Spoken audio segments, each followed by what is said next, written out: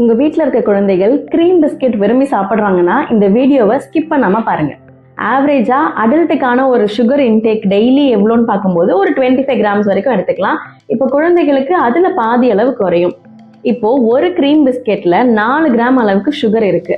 At a டைம்ல ஒரு 3லேருந்து 4 biscuit குழந்தைகளுக்கு கொடுக்கும்போது அது என்ன பண்ணும் அப்படின்னா, சடனா சுகர் ஸ்பைக்கு கிரியேட் பண்றது இல்லாம ஒரு மாதிரி மந்தத்தன்மையை ஏற்படுத்தி பசி எடுக்காம பண்ணிடும். அண்ட் பெருசா இதுல அந்த அளவுக்கு கெலோரிஸ்லாம் எதுவும் இல்லைங்க. எல்லாருக்குமே தெரிஞ்ச விஷயம் தான். இதுல ஆர்டிஃபிஷியல் கலர்ஸ் ஆட் பண்றாங்க, ஆர்டிஃபிஷியல் ஸ்வீட்னஸ் ஆட் பண்றாங்க, அண்ட் ரீஃபைன்டு வீட்ன்ற பேர்ல மைதா இருக்கு, சுகரி கண்டென்ட், சுகர் சிரப், இது எல்லாமே இதுல ஆட் பண்றாங்க. பாம் ஆயில்லாம் ஆட் பண்ணி தான் இதுல செய்யறாங்கன்றது மேக்சிமம் எல்லாருக்குமே தெரிஞ்ச ஒரு விஷயம். ஸோ இதை கண்டினியூவாக குழந்தைகளுக்கு கொடுக்கும்போது இம்யூன் சிஸ்டம் ரொம்ப டேமேஜ் ஆகும். அண்ட் 20 வயசுலேயே டயாபெட்டிஸ் ஃபேஸ் பண்ணுவாங்க.